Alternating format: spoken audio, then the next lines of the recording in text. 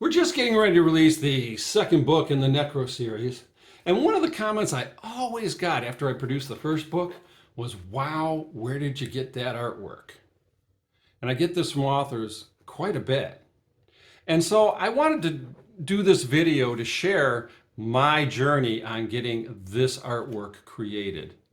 Now, I'm not saying this is the best way. I'm not even saying it's the right way. I'm just saying it's the way I did it.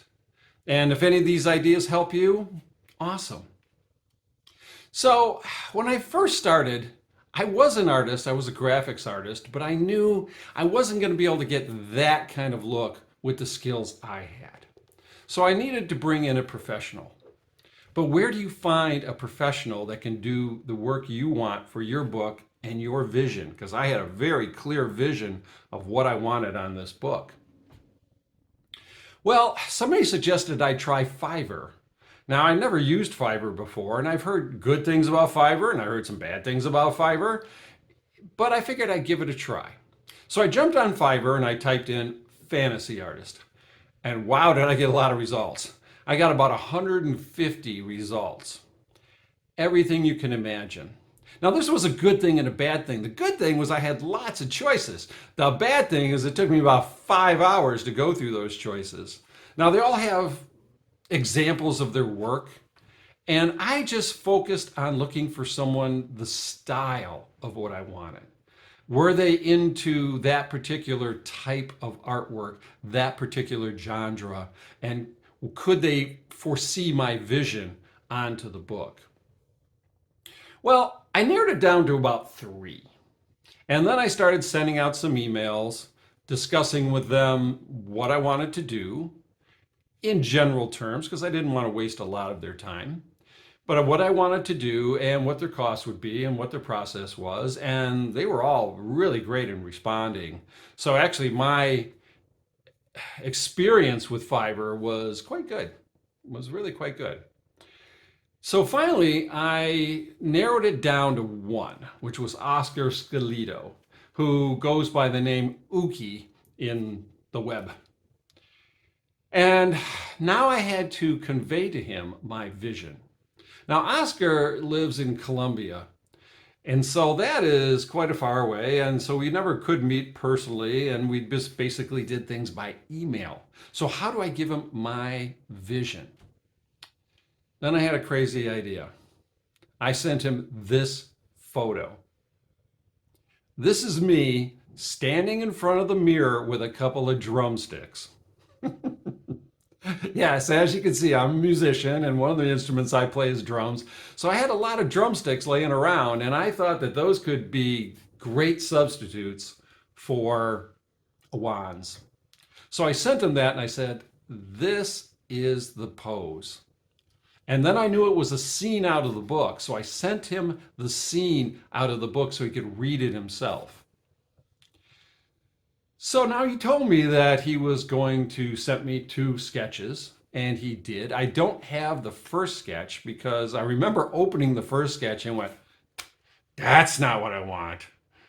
It looked like something from playing a game of Diablo. The guy was about this big and way in the background. It was just not what I wanted at all. And then I opened up the second one, and the second one was this one. I looked at that and I went, oh yeah, he's got it. And now here's the really tough thing. At this point, I had to step back. If you've never worked with an artist before, if you give them too many details, if you nitpick what they're doing too much, you're probably going to end up with something that's not that good.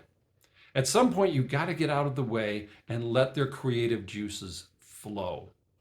Now, I've got to say, when he sent me back his draft of the final cover, which is pretty close to that, it wasn't exactly what I envisioned as far as the style, but I loved it.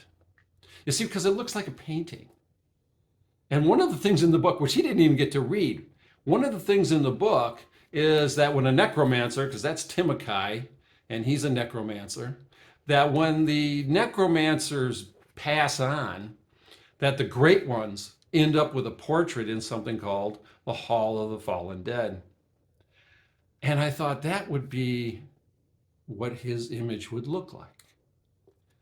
Now, we made a couple of changes going back and forth, and he was really great about doing all that. If you want to work with Oscar, I'd recommend him. And then we had it. Now, he told me when going in that he didn't do the titling. Now, I did not go back to Fiverr to do the titling because I am a graphics artist. I actually ran an inlay art company for about 20 years, and I'm capable of doing the titling like this one. I love the titling on this one. I'm capable of doing the titling, so I did the titling and the layout myself. Now, you might have to work with multiple people to do that if you do not have those skills.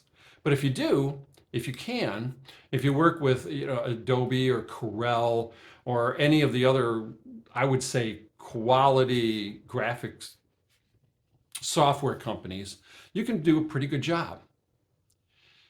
And then I put the book out and I started getting lots of raves. Now, the reason why I started getting lots of raves on the artwork is because, hold it upside down, that's good, is because it stands out.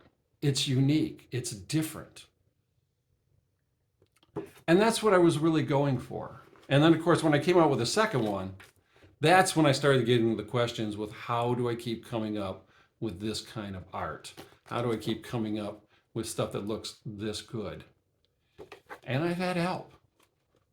So I hope any of these ideas inspire you or help you a little bit. I'm not saying that this is the best way to do it. I'm not even saying this is the right way to do it. All I'm saying is this is the way I did it. And I was very happy with my results.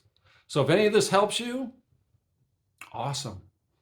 And if it does, or if you have another way, drop some information in the comments and let us know. Because every time you do a comment, you help the community. And every time we help the community, all of fantasy gets better. See you next time.